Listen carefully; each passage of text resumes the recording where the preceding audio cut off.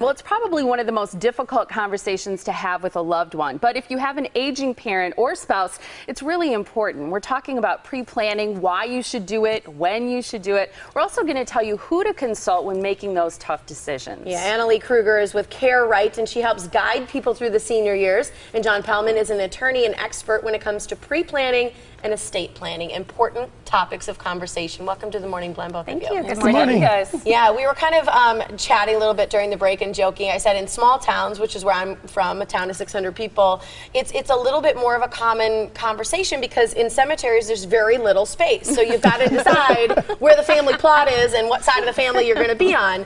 But it's a difficult conversation for families to broach. And why do you think pre-planning is so important?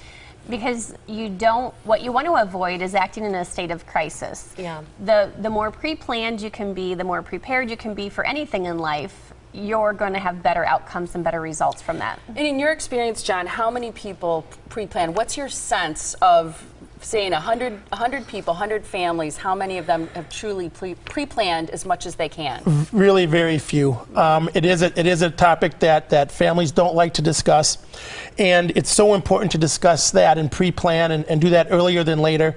Once your loved one has a problem, maybe has a stroke or a heart attack, or they become incapacitated, it's too late for them to do the planning from a legal standpoint, a legal perspective. So it's very important to get that done.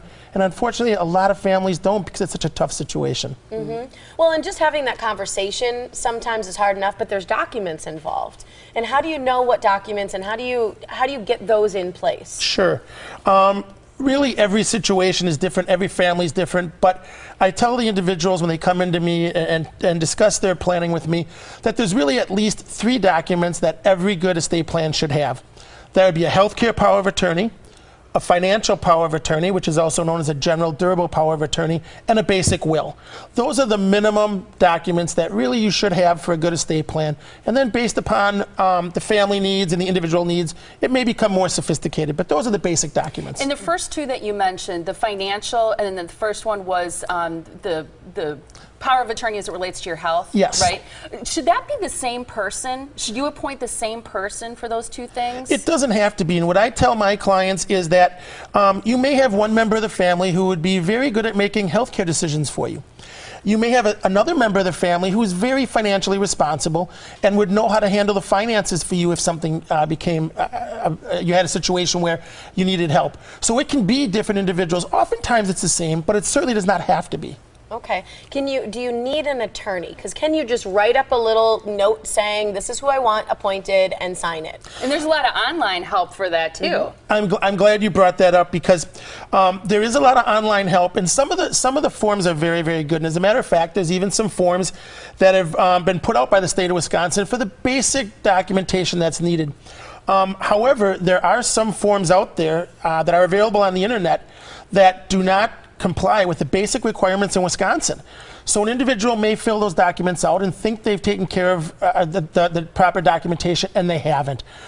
So really, there are some forms out there that can be used, but in terms of just writing down a note and signing a piece of paper as to what you want, that's really not the way to go. That oftentimes would not even be legally enforceable. Gotcha. Gotcha. And Annalee, how do you help people truly move forward in these conversations, in planning and such through Care Right? Sure. I meet with a lot of families that may not have already had those difficult conversations about, well, what are your goals, Mom? If you should fall and break your hip, what are your goals? You know, would you want to be home with home health care? Would you want to go to an assisted living, a nursing center? And then we just kind of start that conversation. We have a lot of different conversations about end of life type of things too, because oftentimes families haven't talked about those things at all. You know, if your heart stops, would you want us to try to revive it or let you go in peace? Or if you had a stroke and weren't able to swallow, would you want a feeding tube?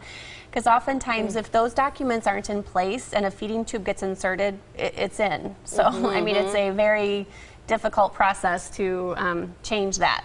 And so it's really vital to have not only the healthcare and the financial piece together, but also just have those conversations about what are your goals as you get older and how can we work together to meet those goals. And I just think what you offer is great, because to help facilitate those conversations, because they're difficult, but you can think through all those things. I wouldn't think to ask all of those questions of my parents or if my grandparents were still living. I know that you help people plan ahead, to plan for the unfortunate. My guess is that things change as the years go by. Right. Like maybe when your parents are 70, yes, they would want to be revived, but maybe when they're 80 or 90 or their health is failing more, that changes.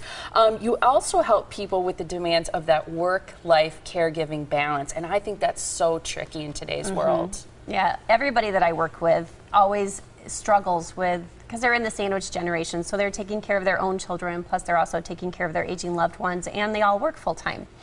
So it's really hard. And as you mentioned, you know, life changes, and so another conversation to have that oftentimes people don't think about is, you know, if your children don't live close by to you anymore because they've had to move because of jobs or marriages or so forth, you know, if there's an event where a nursing home placement needs to happen, would you want to be in the town that you currently live in, or would you want to be closer to one of your kids that might live out of state? So there's always opportunities to talk about things, because things always change, and you need to be prepared for when those things happen. And you do tours, you do different things with people to really kind of make it less overwhelming, which it truly can be. You've got this great seminar coming up that people are able to attend so that they can learn more about it, have a conversation with you, and they do need to register, correct? Absolutely.